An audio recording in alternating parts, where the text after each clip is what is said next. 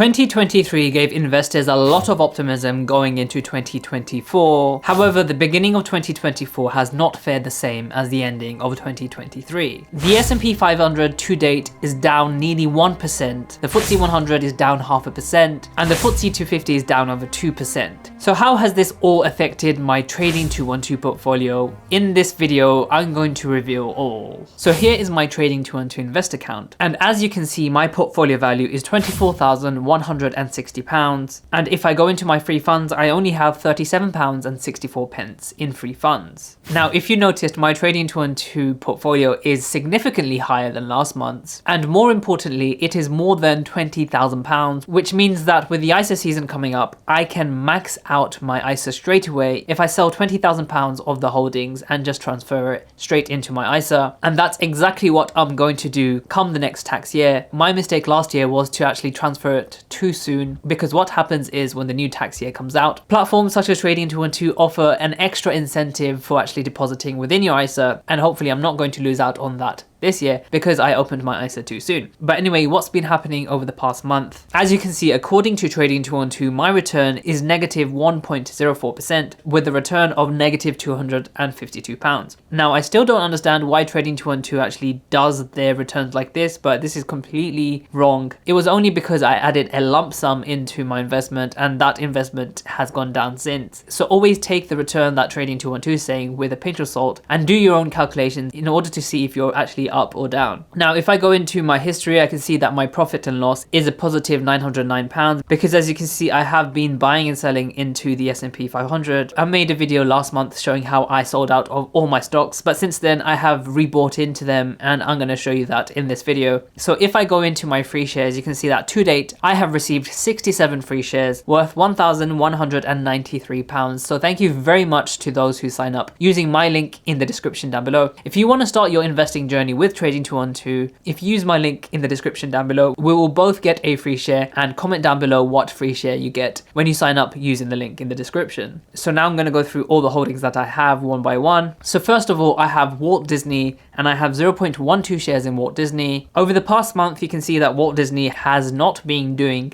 too well at all. Overall, they are still only down by 0.66%. In my portfolio, Disney is down by 7.16%, so that's a loss of 70p. We can see that Disney does pay a dividend yield of 0.66%, and if we go into the financials section on Trading 212, we can see that their revenue has increased year on year quite a bit. However, the net income isn't growing as much as they were probably hoping to. Remember, these financials are just at a glance, and if you want to invest in individual stocks, I highly recommend to do your own research, not just what Trading 212 says at a glance. If we look at their balance sheets, we can see that the total amount of assets and liabilities has stayed quite similar through 2021 to 2023. And if we look at a cash flow perspective, we can see their operating income has increased. However, the cost of financing and investing is still quite high. So next I have 35 shares in Vodafone. Over the past month, you can see that the share price dropped to around 64 pence, and since then it has been on a gradual incline. Overall, however, last month they are down by 2.48%. In my portfolio, Vodafone is down by 22.84%, which is a loss of £7.31. Vodafone pays a very high dividend yield of 11.04%. With such a high dividend yield, often what you see is companies actually cutting their dividends, so Vodafone, I think, might be in a high risk of actually cutting their dividends soon if they don't become very profitable. You can see from the income statement that revenue has stayed quite consistent. However, the net income last year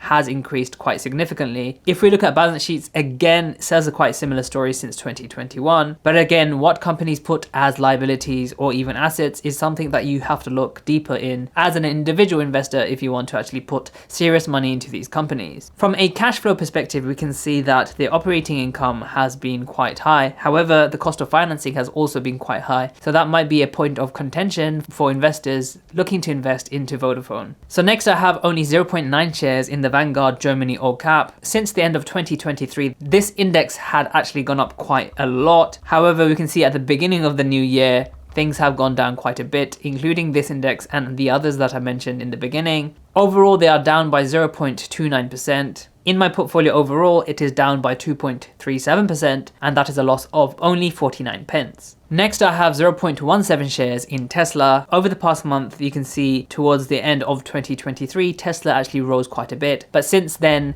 they have dipped quite a bit. However, they are only down overall by 0.79%. In my portfolio, Tesla is still up overall by 10.69%. That is a gain of £3.10. Tesla doesn't currently pay a dividend yield, and if we look at their finances, there is no data for last year, but we can see the revenue from 2021 to 2022 has increased significantly, so has net income. From the balance sheets, you can see that the total number of assets has increased, but their liabilities has increased only a bit. From a cash flow perspective, we can see that operating income is increasing. However, the cost of investing has also increased, but that being said, the cost of financing seems to have decreased a little bit in 2022. So next I have 0.12 shares in Starbucks, and over the past month, Starbucks has decreased by 4%, which is not looking good for the company at all. In my portfolio overall, they are down by 2.33%. That is a loss of 22 pence. They do pay a dividend yield of 2.45%, and as you can see from their income statement, 2023 was a good year with revenue increasing and net income being quite similar. From a balance sheet perspective, we can see that their total liabilities, at least on paper, greatly exceeds the amount of assets they have, so that might be a bit of worry for the company. And from a cash flow perspective, we can see that the operating income is lower than it was in 2021. However, the cost of financing seems to be a little less of a burden last year. So next I have 33.5 shares in Rolls-Royce. Over the past month, Rolls-Royce has been doing quite well, up by 2.77%. In my portfolio, they are up overall by a humongous 102.9%, and that is a gain of over £50, which I'm really happy with. They don't currently pay a dividend yield, and last year's data isn't in yet, at least not on Trading 212. You can see that last year the revenue went up, however the net income was negative. Balance sheets again look very similar 2021, 2022, and from a cash flow perspective we can see they spent a lot on financing in 2022. So next I have 2.13 shares in PayPal, and as you can see over the past month, they also had a good increase at the end of 2023, and something happened at the beginning of this year which saw them dipping quite a bit, but then it looks like they might be on the recovery. Over the last month, up by 0.99%. In my portfolio overall, they are down by 3.62%, and that is a loss of £3.79. PayPal do not currently pay a dividend yield, and the graph for 2023 isn't here, but you can see that the revenue has been increasing but net income decreasing a little bit. From the balance sheets we can see there are more assets than liabilities, and from a cash flow perspective we can see they are spending less on investing and a bit more on financing. So next I have 2.3 shares in Orange. Not looking good over the past month, down by 3.84%. In my portfolio overall, Orange is down by 4.87%. That is a loss of only £1.10. They do pay a decent dividend yield of 6.57%. And from the income statement, you can see 2021 and 2022, revenue stayed quite similar, net income has increased. From the balance sheets, we can see that the total amount of assets, at least on paper, are greater than their liabilities. And from a cash flow perspective, we can see they have started to increase more into investing. However, it is unknown from here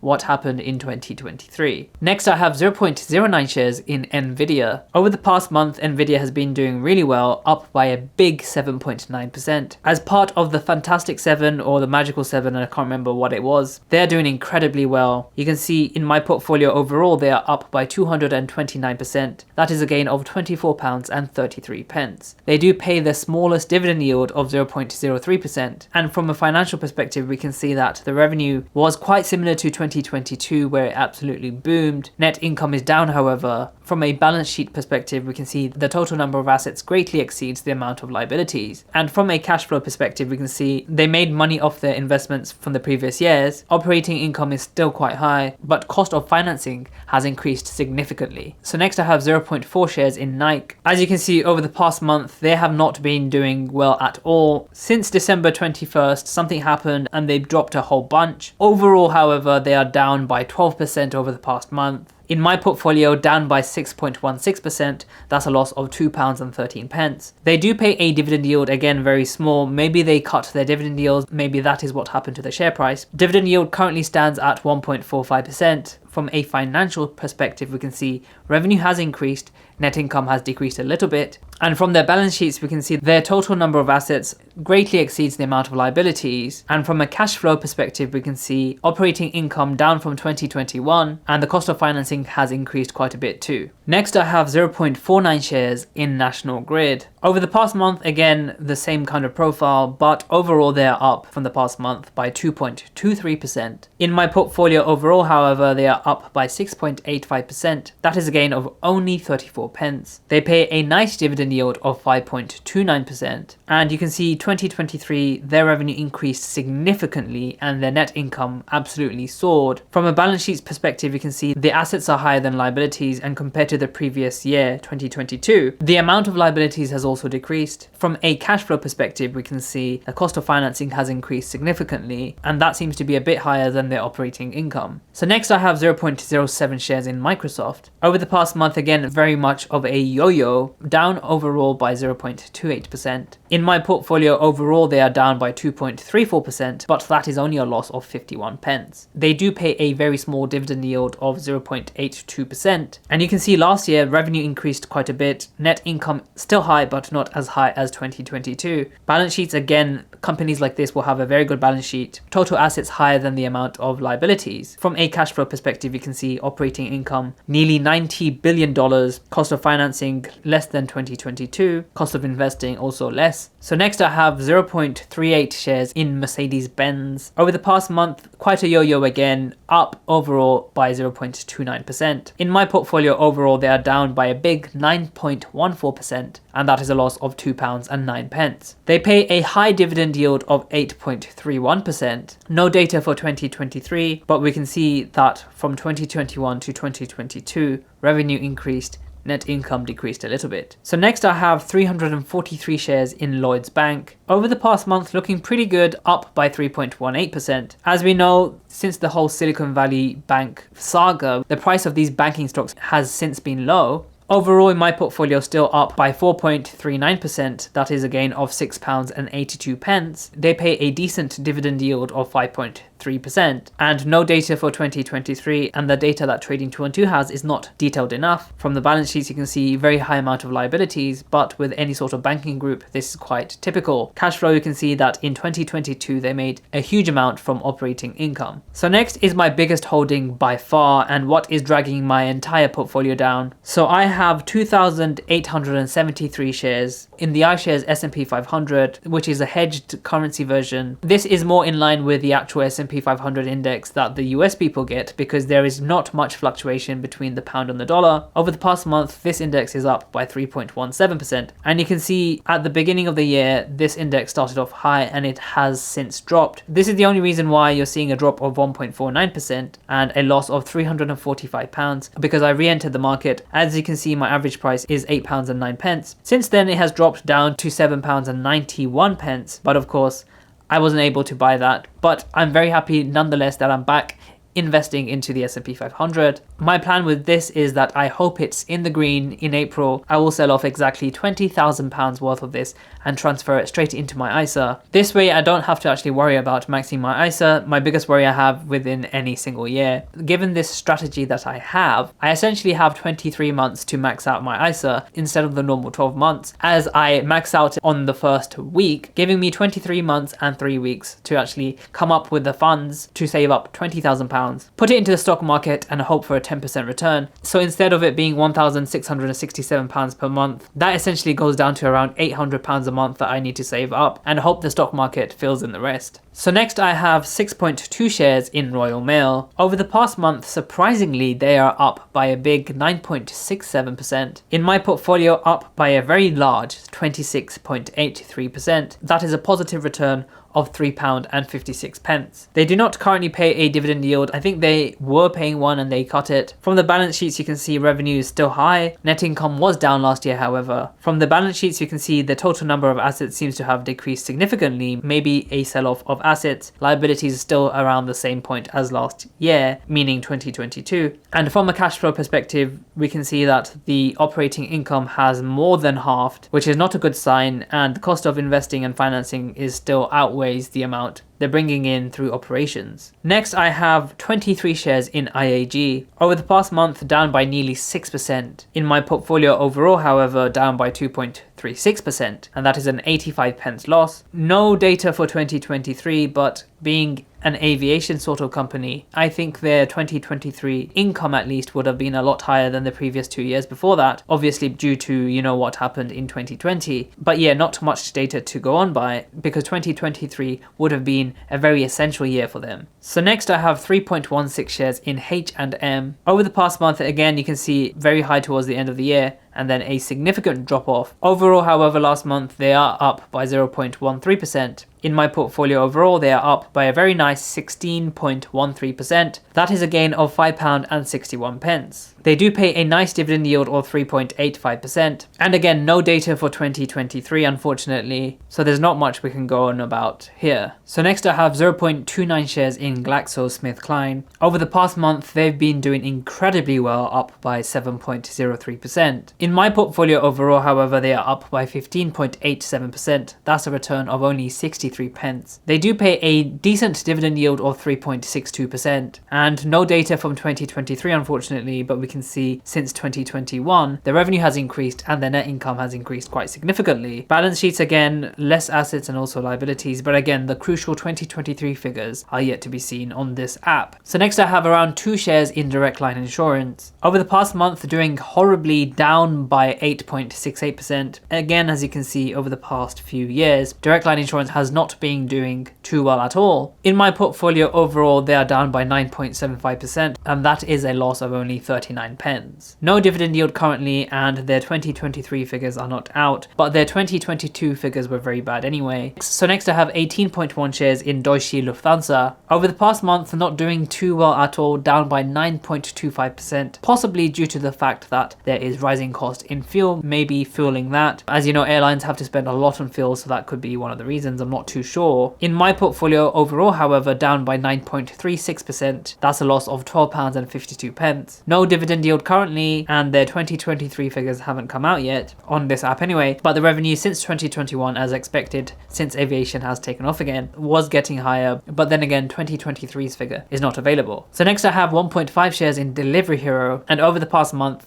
doing absolutely horribly, down by 23%. In my portfolio overall, they are down by 26.9%. That is a loss of £11.48. They don't currently pay a dividend yield, no 2023 figure, but in 2022, their net income was down quite a bit. From the balance sheets, you can see the total number of liabilities slowly creeping up. And from cash flow, you can see operating at a loss since 2021. So next I have 1 share in Carnival. Over the past month, down by 0.65%. As you can see, the same kind of profile we've seen with most of these stocks. In my portfolio, however, overall up by 75%. That's a return of £5.26. They pay a dividend yield of 3.25% currently, and as you can see, 2023 revenue has soared, net income nowhere to be seen here. From a balance sheet perspective, we can see total number of assets still higher than liabilities. However, it seems to be a bit lower than 2021 and 2022. Cash flow, we can see operating still at a loss, but better than 2021 in 2022, and financing seems to be coming back to them with a positive inflow here. Next I have 21 shares in BP. You can see that they've been doing quite well over the past month, up by 1.7%. In my portfolio, however, overall down by 9.86%.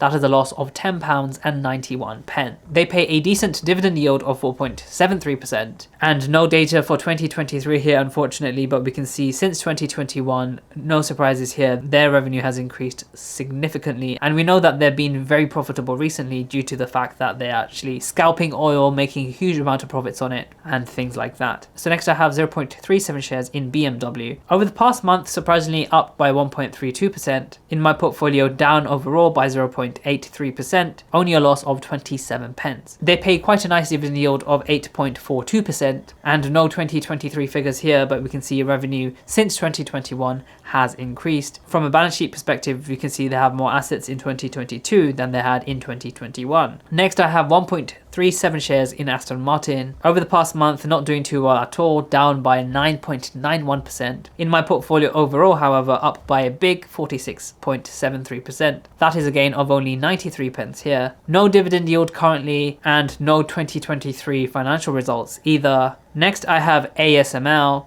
and 0.02 shares in that. Currently, a single share is 644 euros, which is very, very high. Overall, past month down by 0.74%. In my portfolio overall, down by 3.71%. That is a loss of 45 pence. They do pay a small dividend yield of 0.93%. And again, no 2023 financials here, but you can see revenue has been increasing and so has net income. Balance sheets, again, you can see a lot more assets than liabilities. And from a cash flow perspective, you can see cost of financing is still quite high, operating seemingly exceeding cost of investing and financing. So next I have 0.42 shares in Apple. Over the past month, down by a big 5.79%. Recently, Apple was downgraded, leading to a much lower valuation. And because by market cap, Apple is the biggest company in the S&P 500, that also has led to a decrease in the S&P 500, which just goes to show that diversification is very important. The Magnificent Seven won't keep going up, and eventually, the S&P 500 might be affected by that. If not, some of their smaller cap companies might be taking some of that slack. But in any case, in my portfolio overall, up by 4.99%. That is a gain of £2.88. A very small dividend yield of 0.53%. And 2023 seems to be a decent year, although not better than 2022, where revenue was incredibly high and net income also. Balance sheets, you can see companies like this, a lot of assets and a lot of liabilities too. And cash flow, you can see operating income was around $100 billion,